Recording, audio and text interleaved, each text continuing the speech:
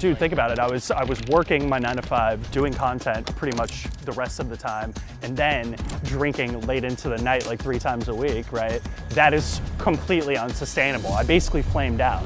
Today, all the kids on TikTok know you for interviewing a bunch of babes, but you started off as kind of like the Anthony Bourdain of the city. Wow, that's high praise. What was that transition like for you? A, I got sober.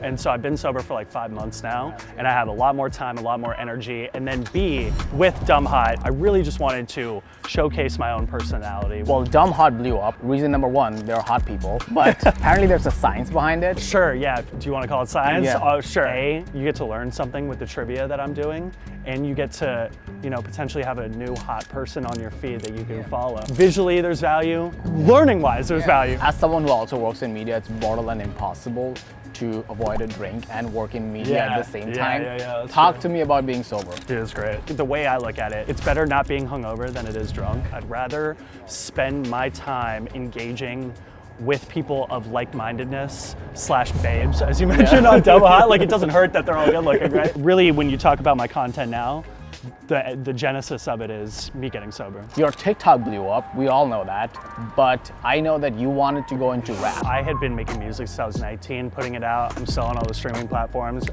My initial marketing tactic was to go and do these history videos and put my music under them and just point people in that direction. New York City allowed you to be experimental with your content, and it worked out in the best way possible. Yeah, it did, because it was really about me getting out, being in New York, loving the city, and wanting people to learn more about it, and wanting to learn more about it myself. I didn't want to be one of those people that native New Yorkers complain about as a transplant, but I wanted to really indulge in the city. Child actor, check. Student athlete, check. Yeah. Eventually, you had to go to therapy, and 100%. it happened. So your child therapy, your mom's a therapist. Yeah, being the child of a therapist is certainly interesting. I could never get away with shit growing up. Once I started doing content, those kind of intermingles, right? It's more a help for me in overcoming social anxiety. It's so ironic to me that you're telling me that you have anxiety, whereas I don't know anyone who is more of a social butterfly than you are. Everyone is just thinking about themselves. If you're overthinking about yourself, you're part of the problem,